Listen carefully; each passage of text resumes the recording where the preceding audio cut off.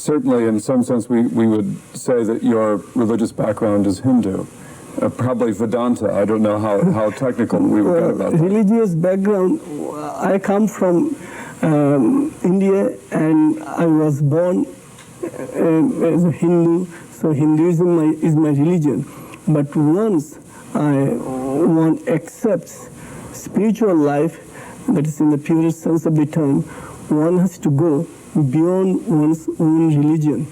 And at that time, if you call it religion, then that religion is nothing but a oneness family. I was born a Hindu, but I embrace Christianity and Buddhism, Judaism, Islam as my own, very own. For they are also expressing, revealing, and manifesting the same truth as Hinduism. Hinduism has been doing it from millennia.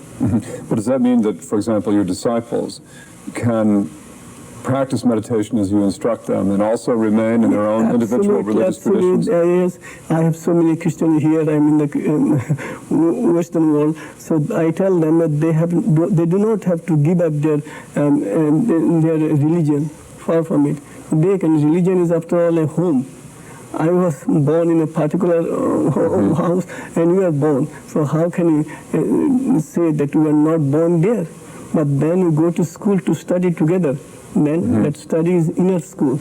That inner school, and there we have the inner guide. God is our teacher and professor. But he definitely wanted me to take birth in India, and he wanted you to take birth here in America.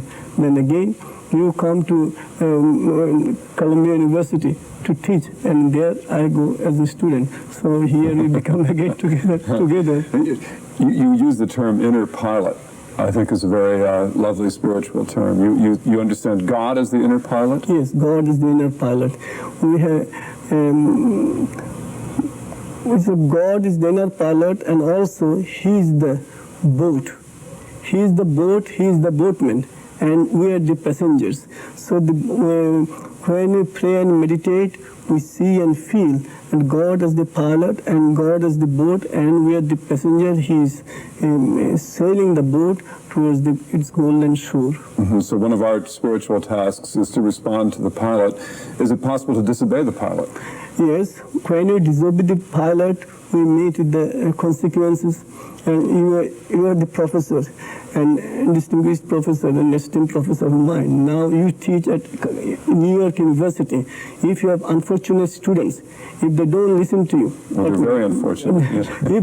They are supposed to listen to you, because you know, they know, those who are good students definitely know that you are an ocean of knowledge and wisdom. By listening to you, they are going to get the benefit. You are sharing with them your knowledge and wisdom light, and they are listening to you, and they are also being inundated with light. Now those who do not listen to you will definitely become ignorant. So ignorance itself is punishment. If they remain ignorant, then they cannot be happy. They cannot be fulfilled. So when we do not obey our inner pilot, we remain ignorant, and the consequences with ignorance itself is great torture. Shri Чинмой, I want to thank you for being with us this morning, and it was a very enlightening discussion. And thank also our audience for being with us. And may I ask you if you would conclude by playing another piece on your flute?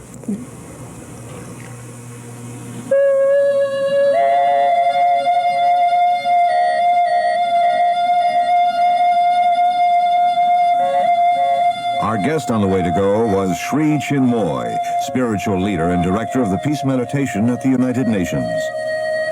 Your host on The Way to Go was Dr. James P. Kars, professor of religion at New York University.